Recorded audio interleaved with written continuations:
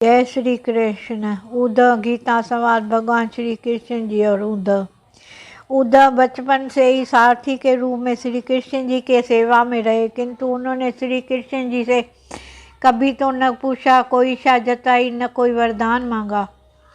जब कृष्ण जी ने अपने अवतार काल को पूर्ण कर गौलोक जाने पर तत्पर हुए, तब उन्होंने उद्धव को अपने पास बुलाया और कहा, प्रिय उद्धव, मेरे इस अवतार काल में अनेक लोगों ने मुझसे वरदान प्राप्त किए, किंतु तुमने कभी कुछ नहीं मांगा। अब कुछ मांगो, मैं तुम्हें देना चाहता हूँ। तुम्हारा भला करके मुझे भी संतुष्टि होगी। उद्धव ने इसके बाद भी स्वयं के लिए कुछ नहीं मांगा। वे तो केवल उन शंकाओं को समाधान चाहते थे जो उसके मन में कृष्ण जी के शिक्षाओं और उनके कृतित्व देखकर उठ रही थी। उन्होंने भगवान श्री कृष्ण से पूछा, भगवान, महाभारत के घटनाक्रम में अनेक बातें मैं समझ नहीं पाया। आपके उपदेश अलग रहे, जबकि व्यक्तिगत जीवन में कुछ अलग तरह का दिखता रहा। क्या आप मुझे इसका कारण समझाकर मेरी ज्ञान जिज्ञासा को शांत करेंगे? श्री कृष्ण बोले, उद्धव, मैंने कुरुक्षेत्र के युद्ध क्षेत्र में अर्जुन से जो कुछ कहा था वह भागवत गीता थी। आज जो कुछ तुम जानना चाहते हो और उसका मैं जो तुम्हें उत्तर दूंगा, वह उद्धव गीता के रूप में जानी जाएगी। इसी कारण मैंने तुम्हें यह अवसर दिया है, तुम बेझिझक पूछो। उद्धव ने पूछना शुरू किया, हे कृष्ण, सबसे पहले मुझे यह बताओ कि सच्चा मित्र कौन होता है? कृष्ण जी ने कहा, सच्चा मित्र वह है जो जरूरत पड़ने पर मित्र की बिना मांगे मदद करे। उद्धव ने, श्री कृष्ण, आप पांडवों में आत्मीय प्रिय मित्र थे। आजा बांधव के रूप में उन्होंने सदा आप पर पूरा भरोसा किया। कृष्ण, आप महान ज्ञानी हैं। आप भूत, वर्तमान व भविष्य के ज्ञाता हैं, किंतु आपने सच्चे मित्र की जो परिभाषा दी है, क्या आपको कभी नहीं लगता कि आपने उस परिभाषा के अनुसार कार्य नहीं किया?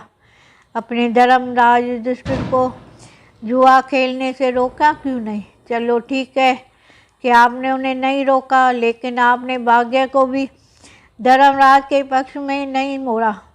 आप चाहते तो युधिष्ठिर जीत सकते थे।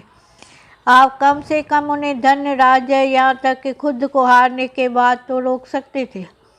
उसके बाद जब उन्होंने अपने भाइयों को दांव पर लगाना शुरू किया, तब तो आप सभा कक्ष में पहुँच सकते थे।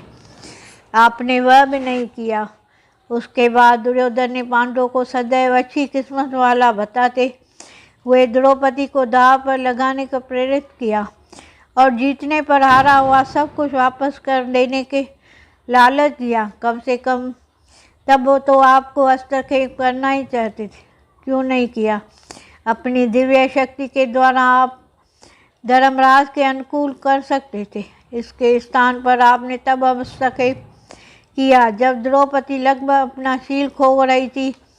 तब आपने उसे वस्त्र देकर द्रौपदी को शील को बचाने का दावा किया।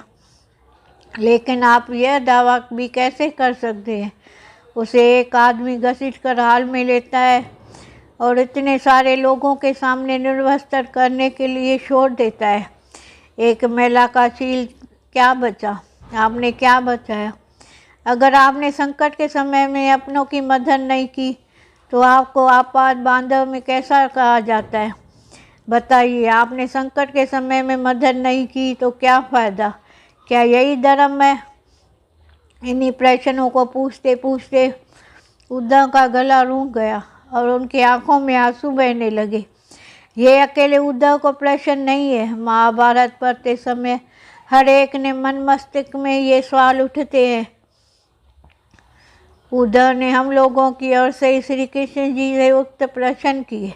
भगवान श्री कृष्ण मुस्कुराते हुए बोले, प्रिय उद्धव, यह सृष्टि का नियम है कि विवेकवान ही जीता है। उस समय दुर्योधन के पास विवेक था, धर्मराज के पास नहीं। यही कारण रहा कि धर्मराज पराजित हुए। उद्धव को हैरान परेशान देखकर श्री कृष्ण आगे बोले, दुर्योधन के पास जुआ खेलने के लिए पैसे या धन तो था, लेकिन उसे पासों का खेल खेलना नहीं आता था। इसलिए उसने अपने मामा शकुनी को दुर्क्रिया के लिए उपयोग किया। यही विवेक है। धर्मराज भी इसी प्रकार सोच सकते थे। अपने चचेरे भाई से पेशकश कर सकते थे कि उनकी तरफ से मैं खेलूँगा। जरा विचार करो कि अगर शकुनी और मैं खेलते तो कौन जीता? पासे के अंक उसके अनुसार आते तो या मेरे अनुसार? चलो इस बात को जाने दो। उन्होंने मुझे खेल में शामिल नहीं किया, इस बात के लिए उन्हें माफ़ किया जा सकता है, लेकिन उन्होंने विवेक शून्यता से एक और बड़ी गलती की, और वह यह है, उन्होंने मुझसे प्रार्थना की मैं तब तक सभा कक्ष में न जाऊं जब तक मुझे बुलाया न जाए, क्योंकि वे अपने दुर्भाग्य से खेल मुझसे छुप कर खेलना चाहते थे। वे नहीं चाहते थे कि मुझे मालूम पड़े कि वे जुआ खेल रहे हैं। इसी प्रकार उन्होंने मुझे अपनी प्रार्थना से बांध दिया, मुझे सभा कक्ष में आने की अनुमति नहीं दी। इसके बाद में मैं कक्ष के बाहर इंतजार कर रहा था, कब कोई मुझसे बुलाता है। भीम, अर्जुन, नकुल, सहदेव सब मुझे भूल गए, बस अपने भाग्य और दुर्योधन को कोसते रहे।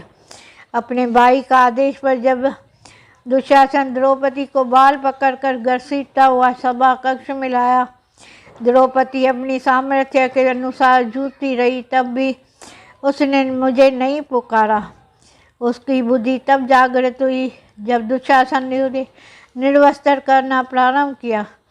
जब उसने स्वयं पर निर्भरता छोड़कर हरि हरि अभयम कृष्णा अभयम की गुहार लगाई, तब मुझे उसके शील का रक्षा का अवसर मिला। जैसे ही मुझे पुकारा गया मैं अवलंब पहुंच गया। अब इस स्थिति में मेरी गलती बताओ। उद्धव बोले, कान्हा आपका सशक्तिकरण प्रभावशाली अवश्य है, किंतु मुझे पूर्ण संतुष्टि नहीं हुई। क्या मैं एक और प्रश्न पूछ सकता हूँ? कृष्ण की अनुमति से उद्धव ने पूछा। इसका अर्थ यह हुआ कि आप तभी आओगे जब आपको बुलाया जाएगा। क्या संकट से गिरे अपने भगत की मदद करने आप जल्दी नहीं आओगे? कृष्ण जी मुस्कुराए। उद्धव, इस सृष्टि के हर एक का जीवन उसके स्वयं के कर्म फल के आधार पर संचालित होता है। न तो मैं उसे चलाता हूँ, न ही इसमें कोई हस्तक्षेप करता हूँ। मैं केवल एक साक्षी हूँ। मैं सदैव तुम्हारे नज़दीक रहकर जो हो रहा है उसे देखता हूँ। यही ईश्वर का धर्म है। उल्लना देते उद्धव ने पूछा, वाह वाह, बहुत अच्छा कृष्ण, तब इसका अर्थ यह हुआ कि आप हमारे नज़दीक खड़े रहकर भी हमारे सभी दुष्कर्मों का निष्कर्ष करते रहेंगे। हम पाप पर पाप करते रहेंगे और आप हमेशा साक्षी बनकर देखते रहेंगे। आप क्या चाहते हैं कि हमें भूल करते रहे, पाप की गठरी बांधते रहें, उसका फल भुगतते रहें? तब कृष्ण जी ने बोले, उद्धव, तुम शब्दों के गहरे अर्थ को समझो। जब तुम समझ कर अनुभव उद्धव, तुम शब्दों के गहरे अर्थ को समझो। जब तुम समझ कर अनुभव कर लोगे कि मैं तुम्हारे नज़दीक साक्षी के रूप में हर पल में हूँ, तो क्या तुम कुछ भी गलत या बुरा कर सकोगे? तुम निश्चित रूप से किसी का बुरा नहीं कर सकोगे। जब तुम यह भूल जाते हो और समझने लगते हो कि मुझसे छिप कर कुछ भी कर सकते हो, तब भी तुम मुसीबत में फंसते हो। धर्मराज का अज्ञान यह था कि उसने माना कि वह मेरी जानकारी के बिना जुआ खेल सकता है। अगर उसने यह समझ लिया होता कि मैं प्रत्येक के साथ हर समय साक्षी रूप में स्पष्ट हूँ, तो क्या खेल के रूप में कुछ और नहीं होता? भक्ति की अभिभूत उद्धव मंत्रमुग्ध हो गए और बोले, प्रभु, कितना गहरा दर्शन है, कितना महान सत्य! प्रार्थना और पूजा पाठ से ईश्वर को अपनी मदद के लिए बुलाना तो महज हमारी परिभावना है, मगर जैसे कि हम यह विश्वास करना शुरू करते हैं कि ईश्वर के बिना पता भी नहीं हिलता, तब हमें साक्षी के रूप में उनकी उपस्थिति महसूस होने लगती है। गर्व तब होती है जब हम उसे भूलकर दुनियादारी में डूब जाते हैं। संपूर्ण श्रीमद् भागवत गीता में श्री कृष्ण ने अर्जुन को इसी जीवन दर्शन का ज्ञान दिया था। सारथी का अर्थ है मार्गदर्शन। अर्जुन के लिए सारथी बने श्री कृष्ण ने वस्तुतः उसके मार्गदर्शक थे। वह स्वयं के सामर्थ्य से युद्ध नहीं कर पा रहा था, लेकिन जैसे ही अर्जुन के पास साक्षी के रूप में भगवान कृष्ण का एहसास हुआ तो वह ईश्वर को चेतना में विलय हो गया। यह अनुभूति थी शुद्धि, पवित्र, प्रेम पे आनंदित सुप्रीम चेतना की। तत्तत्वमसि अर्थात वह तुम ही हो। जय श्री कृष्ण। हरे कृष्ण।